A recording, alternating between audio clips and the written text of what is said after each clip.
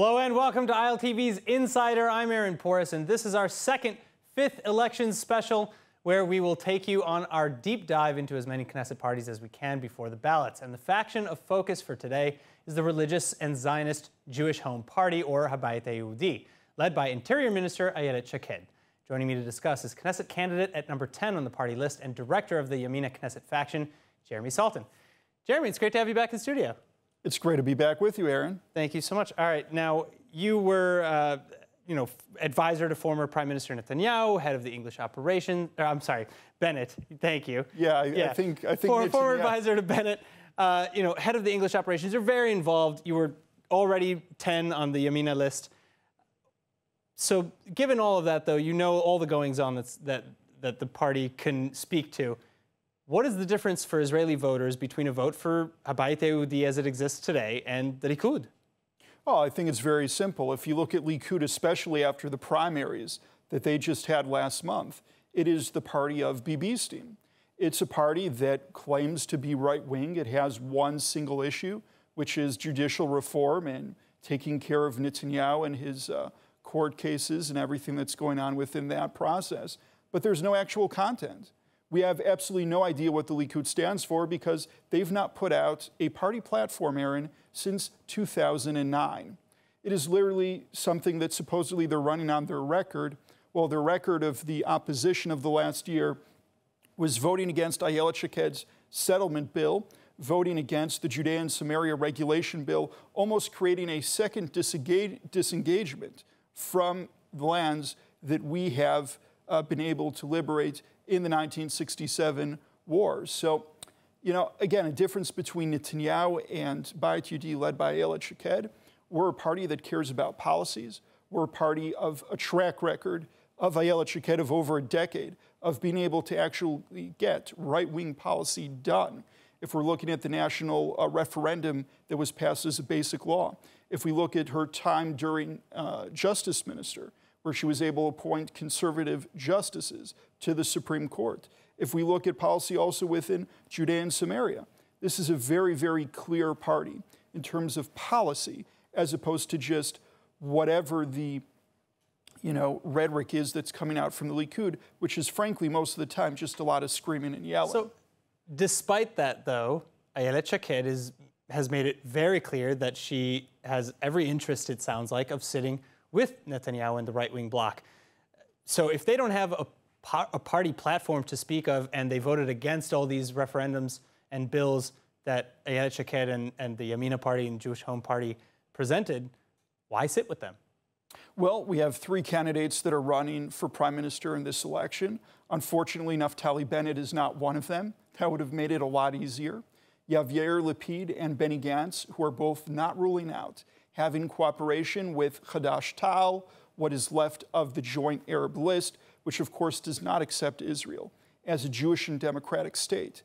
That is a very big danger. Well, your party under Naftali Bennett made similar compromises.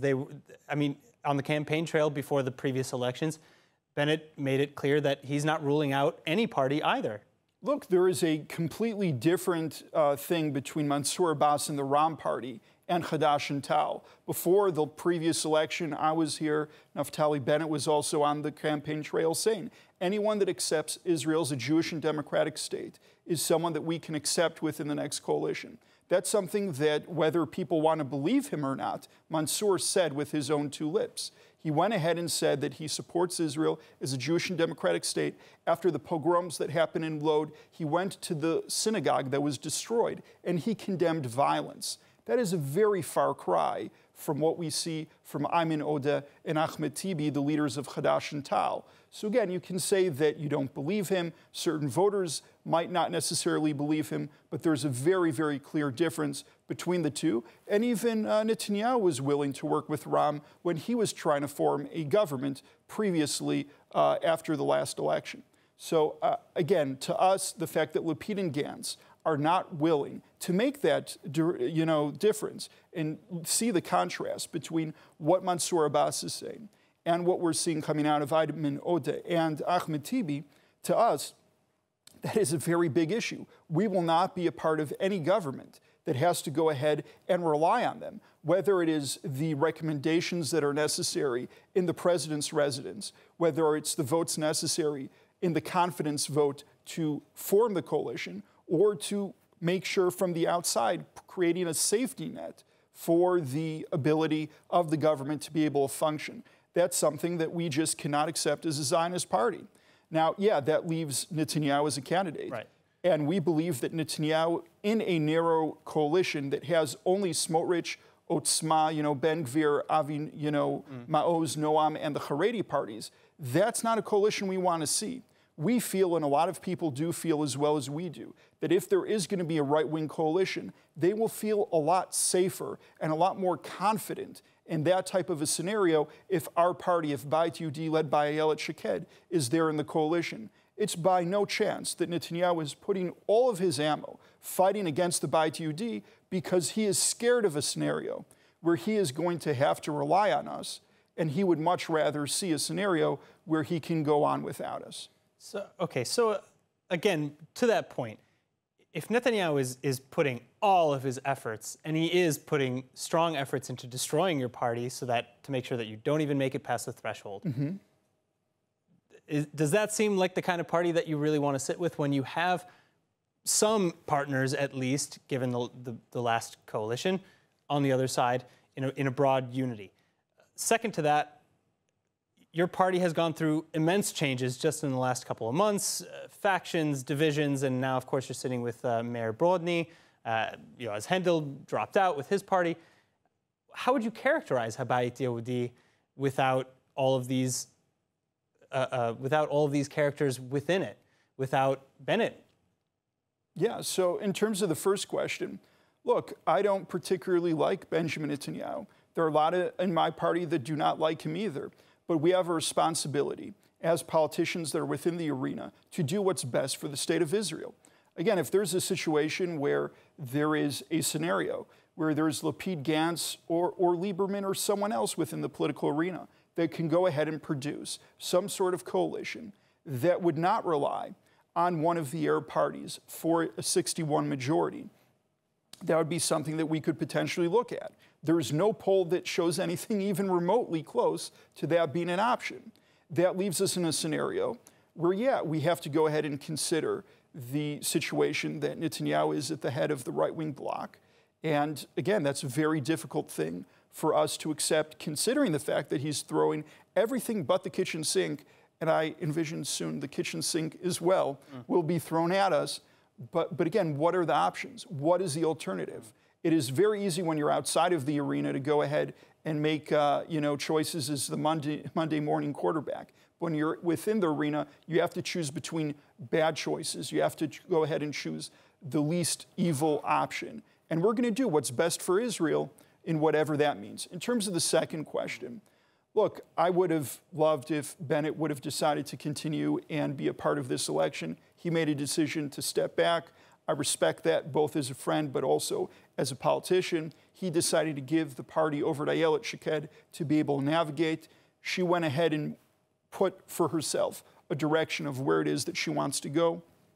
As a result of that direction, we had partners within Yamina who decided to part ways with us and go towards other parties. That is their choice. We parted as friends. I'm still in contact with all of those people. But in the end of the day, we had to go ahead and make a decision in terms of, again, what was best for Israel. Ayelet made the decision that it was best to go ahead and hook up with Mayor Yossi Brodny from Givat Shmuel to go ahead and give a voice to those people who are part of a right-wing camp that do not want to see a Smotrich, a Netanyahu, a Haredi-led government. They want to see a right-wing voice in whatever the next government is, whether it's led by Netanyahu or someone else. So there was a movement before the party lists were finalized to support Bennett's return to politics. Were you among the voices? Would you be among those voices who would want him to return, even to the party as it exists today? Do you think that it would be much stronger with Bennett as a part of it? Well, again, I think it's up to former Prime Minister Naftali Bennett to make his own decisions. But if you're going to ask me, I would like to see him return to the political arena. I think his tenure in the year plus that he was Prime Minister was really an amazing time for the state of Israel, looking back at where we were before he took over and where we are after he left off. He definitely left Israel off in a better place. But Ayelet Shaked, and again, Ayelet Shaked, the party leader, interior minister, apologized to Yamina voters, saying, we made a big mistake by joining this coalition. Do you feel that way? I don't feel that I need to apologize for anything. I don't feel sorry. I would have done everything that we did all over again. And I think also the fact that Ayelet Shaked is maintaining her position as interior minister shows that she understands the responsibility of the decisions that were made. I understand when she's going ahead and she's apologizing towards those voters who voted for us and felt that they did not get what it was that they wanted. I think as part of, the situation of every Jew ahead of the high holidays, going ahead and looking at your former voters and recognizing that there's a portion of those voters that did not get what it was that they wanted, to go ahead and to make an apology. I can understand that. But like I said, I believe that a majority of our voters were okay with the decision we made. The major core campaign promises we made were to avoid a fifth election and to have Naftali Bennett as the Prime Minister of Israel. We're able to live up to both of those campaign promises. When I look at the things that I promised as a candidate in the previous election, in terms of working for immigration, absorption, diaspora affairs, furthering Israel's Hasbara, our foreign relations, I can go ahead and put a check mark up next to all of the different things that I put on that checklist. In terms of the commitments that were made by the head of the parties, the heads of the party, in terms of who we would sit with, who we would not sit with, we're not able to live up to those commitments. Believe me, if you look at every single party that campaigned in the last election, you go ahead and look at their checklist in terms of the stuff they did, they were not able to live up to their policy objectives. Maybe they were able to live up to the objectives of who they're willing to sit with. I will choose policy every day of the week over who my partners are in terms of being able to achieve it. So let's talk a little bit more about Beit Yehudi policy. Again, Ayelet Shaked as interior minister has ruffled many feathers, created arguably great controversy in the last couple of months in attempts to expel Ukrainians out of Israel back to the war zone of Ukraine, to remove asylum status from Congolese and send them back to war zone and danger in Congo. As an immigrant yourself, who just admittedly spoke about efforts to absorb people into the Jewish state, how do you feel about that? Look, Ayelet Shaked has the same policy that we've seen with the majority of the interior ministers going back to the foundation of the state, which is understanding but that's saying the status quo. I mean, as interior minister, she had an opportunity to change things. We had an agreement when we formed this government that we were going to stick to the status quo on all of the big, hot, controversy type issues.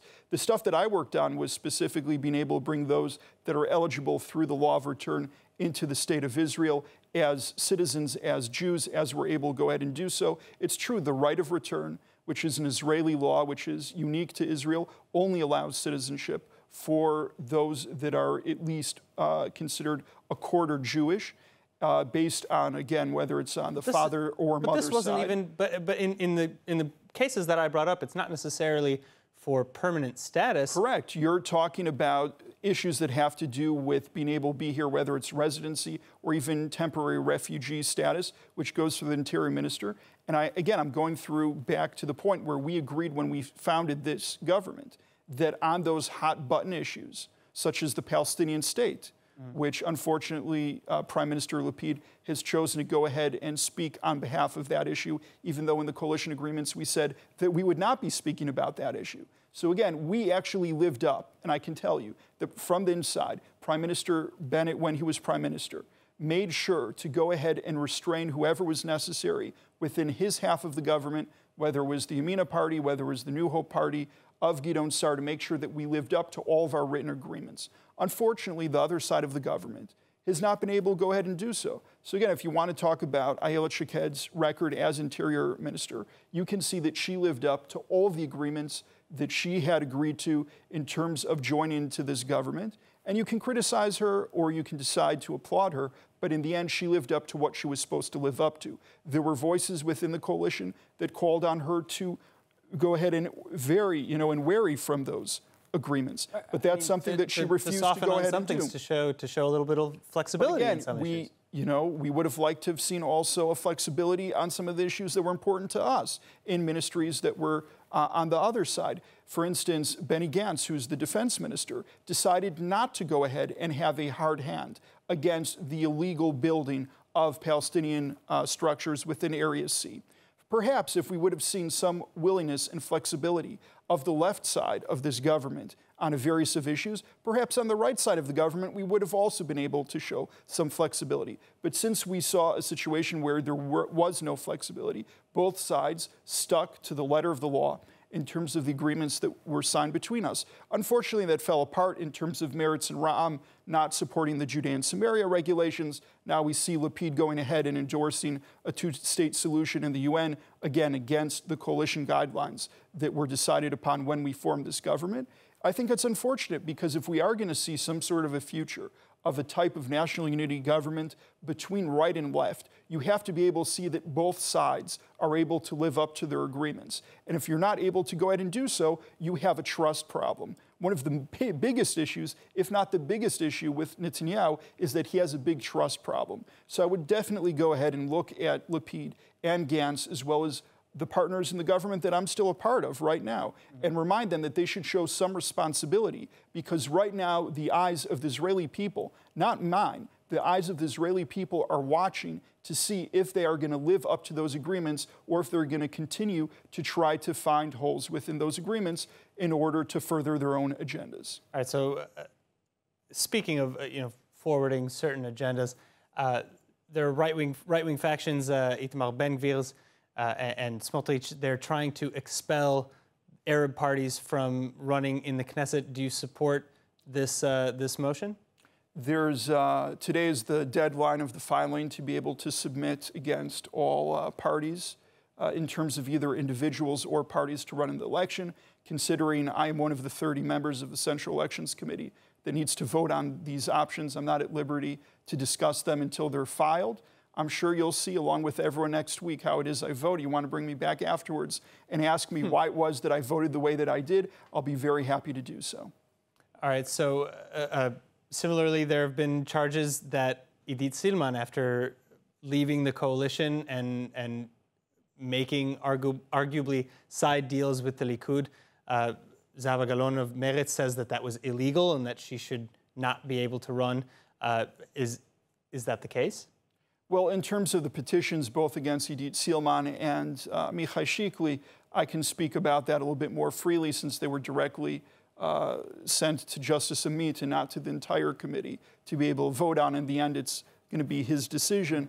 I think if you look at the situation that both Shikli and Silman were part of our party, and in the end they're running in a different party, is something that needs to be looked upon by of course, by Justice Amit, and look into the various things. Meretz was very specific in a lot of the allegations that they brought forth there, going ahead and looking at the law in terms of the various things that you're either allowed or not allowed to do, if indeed the things that were brought up there. And again, I'm not a Chief Justice, so it's not in my purview, but again, if the things that they said and they brought up there in terms of those allegations are found to be true by Justice Amit, I understand that he will have to make a decision to disqualify them based on the severity of the allegations, which of course basically are saying that Netanyahu paid for these votes to go against the coalition by promising them spots on his list. That is something that is illegal. You're not allowed to pay for votes, whether you're a politician or you're not a politician. The idea in democracy is that each one of the people who vote, of the 120 members of the parliament of our Knesset, are able to do so and without any special interests. So if that indeed happened, and again, Justice Amit will make that decision, then they should be and will be disqualified from running the election. All right, now, again, I want to go back to some of the rhetoric from former Prime Minister Bennett. He said of Shaked's apology that anyone who wants to go back and sit with the Netanyahu-Likud government and anyone who regrets or apologizes for the events of the last year has PTSD. How do you respond? Look, I'm not going to get into the situation going on between Bennett and Shaked. But for those of you who don't know, I've been working with both of them for over a decade. Mm-hmm. I'm the only person on record that signed candidacy papers in the previous 6 elections where they ran together. Asking me to choose there is like asking me to choose between a father and a mother. So if you will, I'll go ahead and pass on that question. I will say that until, of course, very recently, the two of them worked very closely together. And obviously now, they've gone their separate ways. And they're both doing what makes sense for them, I believe, politically. And I will leave it at that. Well, you two, though, are not ruling out, at least, sitting with any party, which includes, of course, the Likud and the right-wing parties. Do you have PTSD from this last government? I don't have any PTSD. I definitely, again, I have a lot of frustration based on a lot of people I sat with in terms of the things that they did and are still doing, to undermine really the legacy of what we were able to accomplish. Well, so that will that affect your choice of who to vote for? So I said right now that is something that is going into my formulation process, which of course includes everything that the Likud and the opposition parties did in terms of deciding that they won't count me for a minion, that I can't go into a synagogue, the things of the very most barbaric nature within just the common human decency. Lawmakers of Smotrich's party refusing to shake my hand when there are even no cameras around, in terms of no public eye. These are things that have no place, not just in the political discourse, but just in society as a whole. To go ahead and rule someone out and try to completely BDS them based on their own political opinions within the private, front. So again, I'm definitely looking at all of that. And of course, I'm looking at what's going on with my current partners. So looking at what's going on with my current partners, looking at what happened in my past partners. In terms of what's going to happen in the future, the only thing that I can promise is that I will do what I believe, and I've said this before and I'll say it again, I will always do what I believe is best for Israel. And based on what happens, we don't know what the election results are going to be.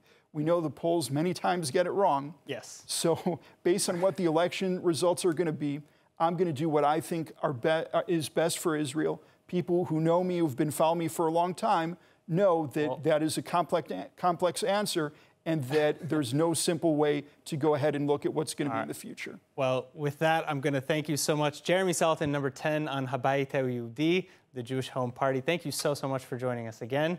And again, everybody watching at home, thank you for watching. I'm Aaron Poris, and this was ILTV's Insider. Please tune in next time for more on everything Israel, and let us know in the comments online if there's a topic that you'd like us to cover next. And finally, for more on the latest updates from Israel, make sure to subscribe to our newsletter at ILTV.tv and sign up for our streaming platform, ILTV Plus. Thank you again, be well, and see you soon.